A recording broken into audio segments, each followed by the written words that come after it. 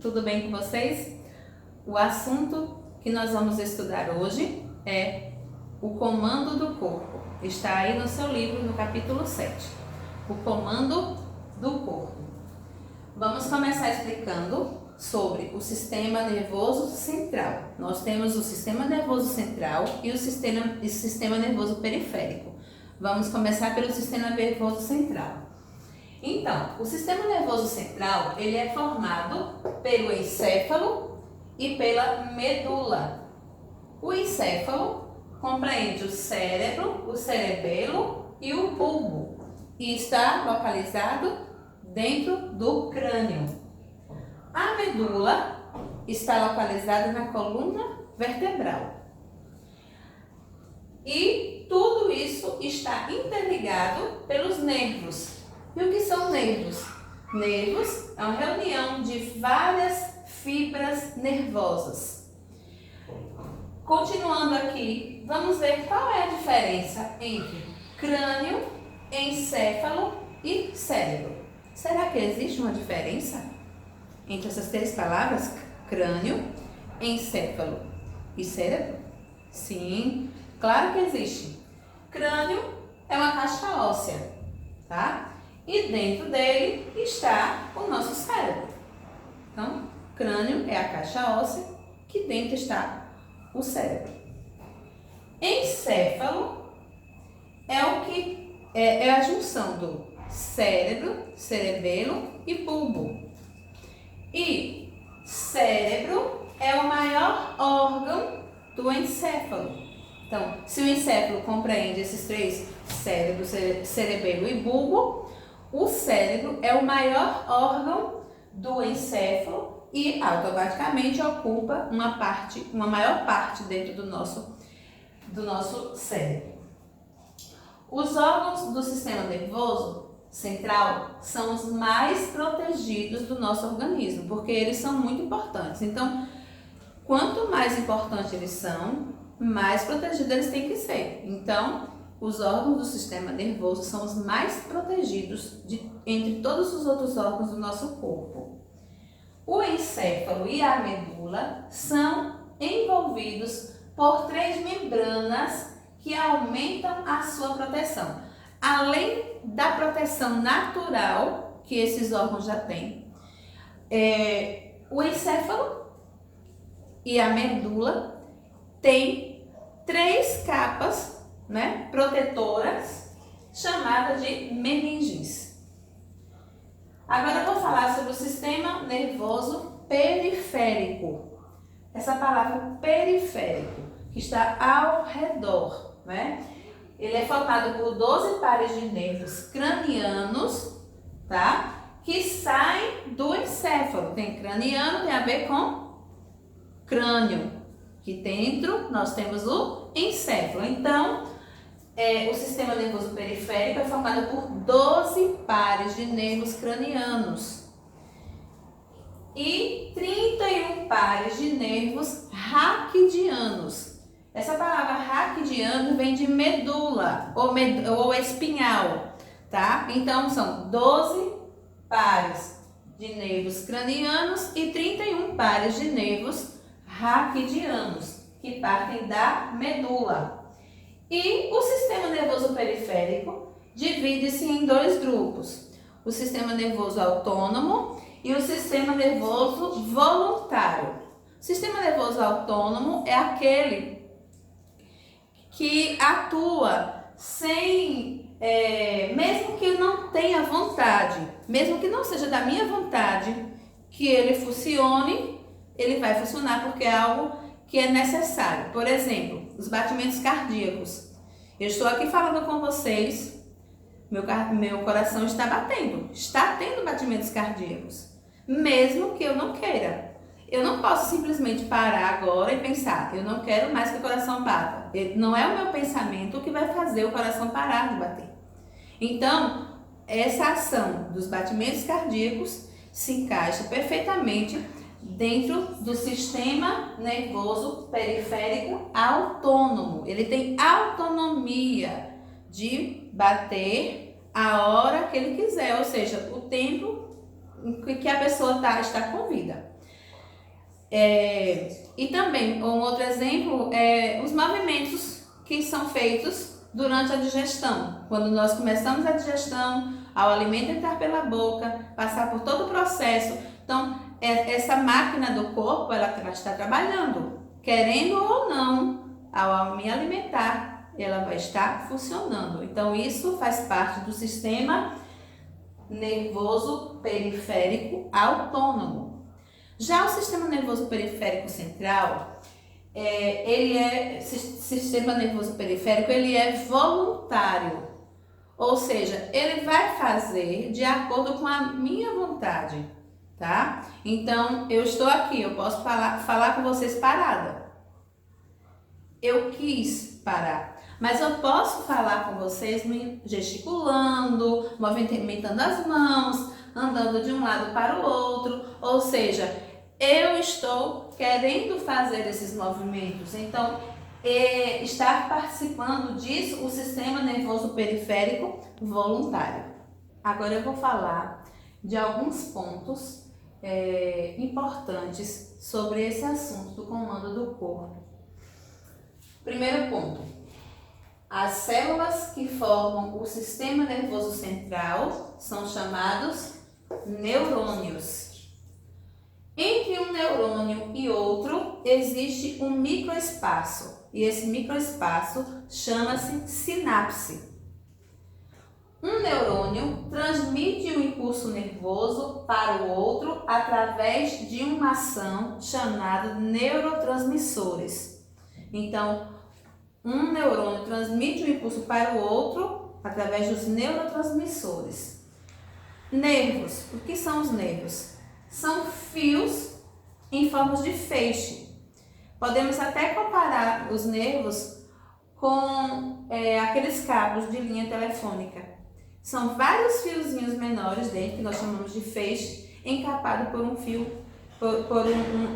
algo que os protege. Então, os nervos podemos comparar a esses fios de cabo de linha telefônica, tá? Então, são feixes, são fios em forma de feixes. Os nervos transportam mensagens em forma de sinais elétricos chamados impulsos nervosos. Esses impulsos nervosos viajam pelo corpo com a velocidade, olha que incrível, 320 a 640 km por hora. Olha como é rápido. E com isso ele provê uma ação e uma reação em milésimos de segundos. Só Deus mesmo para fazer uma máquina perfeita como essa que é o ser humano. Continuando aqui, algumas curiosidades sobre o cérebro. Cérebro, se formos estudar o cérebro em laboratório, vai dar para ver que ele é cinzento e cheio de reentrâncias. Ele não é algo liso, ele é cheio de reentrâncias. A parte externa do cérebro é chamado córtex. É onde ocorre o pensamento. Então, os nossos pensamentos ocorrem na parte externa do cérebro, chamado córtex. O córtex, é como se fosse um arquivo. Um arquivo onde você grava, experiências passadas, experiências atuais, mas as experiências passadas ficam gravadas na memória. E mesmo que venhamos a aprender diariamente coisas novas, as experiências passadas permanecem lá gravadas. Em algum momento da vida, se precisarmos relembrar, temos até essa forma de falar, vamos puxar pela memória, Porque está arquivado lá na memória e nós vamos conseguir lembrar de algumas coisas, porque está guardado, está arquivado lá no córtex. Áreas de atuação do cérebro. Em que áreas o cérebro atua? Em 3 áreas principais: a área motora, na formação de hábitos e na comunicação. Área motora: tudo que nós fazemos, todos os movimentos que nós realizamos Dos mais simples aos maiores, tudo é comandado pelo cérebro. Formação de hábitos.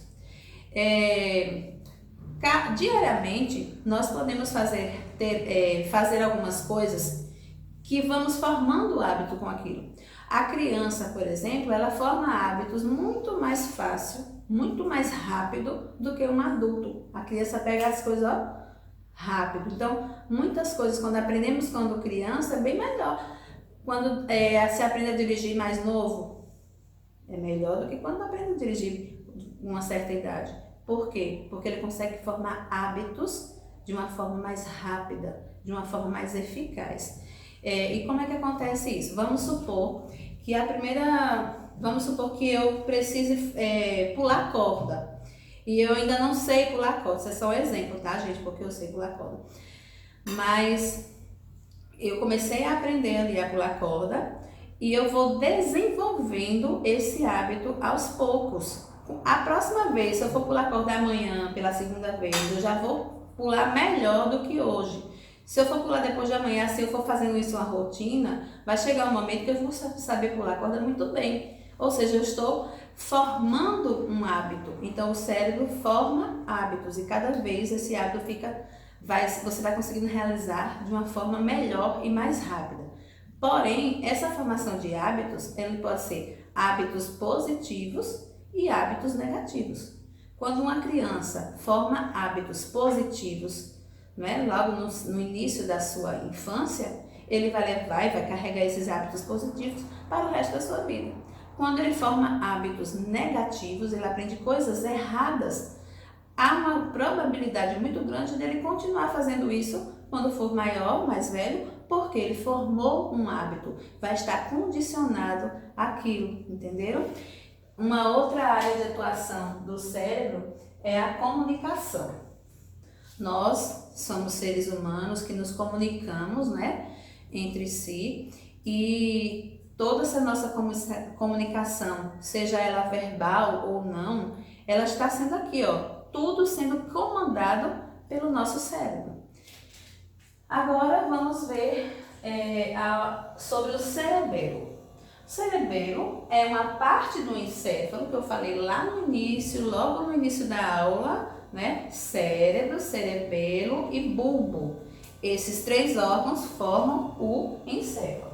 Então, o cerebelo é uma parte do encéfalo responsável pela manutenção do equilíbrio, responsável pela postura, responsável pelos movimentos. Então, toda essa área aí de atuação, quem é o responsável? O cerebelo.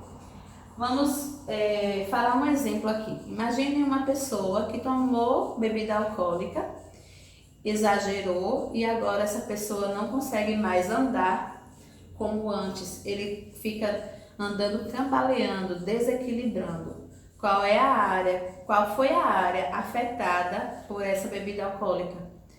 A área do cerebelo, porque é o cerebelo responsável pelo equilíbrio. E quando o álcool entra em contato com o corpo, o comando, o cerebelo já não consegue mais atuar como ele deveria, porque agora ele perde a noção, ele perde o equilíbrio. E poderíamos falar sobre muitos outros exemplos aqui, quando perdemos o equilíbrio. Às vezes, quando por algum motivo de uma tontura, por alguma doença, alguma coisa, nós perdemos o equilíbrio. Então, o cerebelo é a área responsável pela manutenção do equilíbrio, dos movimentos e de muitas outras coisas que funcionam no nosso corpo. Continuando, vamos falar agora de uma outra parte do sistema nervoso central, do comando do corpo, que é o bulbo. Bulbo é o órgão condutor de impulsos nervosos que estabelece a comunicação entre o cérebro e a medula. Ele controla o sistema cardiorrespiratório, alguns tipos de reflexo, a mastigação, a fala, o piscar de olhos, as lágrimas, o vômito e muito mais. Então, todas essas ações que acontecem no nosso corpo são controladas pelo bulbo. forte impacto nessa área, no caso na área do bulbo, causa uma morte instantânea. Então vamos supor que a pessoa está no carro e acontece um acidente e bate a cabeça. Se a área quando bater a cabeça, esse impacto mais forte for nessa área do bulbo, a pessoa pode perder sua vida. Por quê? Porque afetando a área do bulbo vai afetar os movimentos, o controle cardiorrespiratório e também o movimento cardíaco, que são coisas importantíssimas, a respiração e os movimentos cardíacos. Então a pessoa pode morrer ali na hora por causa de um acidente, um impacto muito forte nessa área aqui da cabeça, chamada bulbo. Se vocês observarem imagens, bulbo é como se fosse um cone, o formato de um cone cortado. Continuando, vamos falar sobre a medula. Quando tocamos em um espinho, o que acontece naturalmente? Você tocou no espinho ou você encostou em algo muito quente, numa panela quente, automaticamente você vai ter uma reação. Ou você vai gritar, ou você vai pular, ou você vai gritar e pular ao mesmo tempo, mas você vai sair de perto, você vai querer se livrar daquilo. Por quê? Porque a sensação, né? Você conseguiu sentir, você sentiu dor ali e você quer se livrar daquilo. Então você tem uma ação impensável, você não consegue pensar naquele momento antes de fazer a ação. Não, é automático. Sentiu, você já pula, já grita. Então nesse caso, essa reação, essa ação que você tem, não vem do cérebro, porque o cérebro precisa raciocinar para depois você fazer a ação. Nesse caso, essa ação vem diretamente da medula, que fez você sentir algo perfurando, algo cortando, algo queimando, que gerou uma dor em você e você quer se livrar dela. Então você pula, você grita, você corre, você sai de perto. Então, nesse caso, essa ordem é dada pela medula e não pelo cérebro. E essa sensação, né, esse pulo, esse grito que a gente dá num momento como esse, nós chamamos de impulsos nervosos. Esses impulsos nervosos geram o quê? Um ato reflexo. Você fez aquela ação porque foi um ato reflexo. Você quis se livrar daquela coisa que estava lhe incomodando, fazendo você sentir dor. Então, esses movimentos são chamados de atos reflexos. Eu espero que vocês tenham entendido. Leiam direitinho aí o capítulo 7, o comando do corpo, aí do seu livro, para você aprofundar mais no assunto, grife as partes que vocês acham mais interessante, né? E assistam essa videoaula mais uma vez se necessário, para que você entenda o assunto e aprenda e coloque em prática na sua vida algumas coisas que vocês aprenderem aqui com esse conteúdo. Espero que vocês tenham gostado e até mais!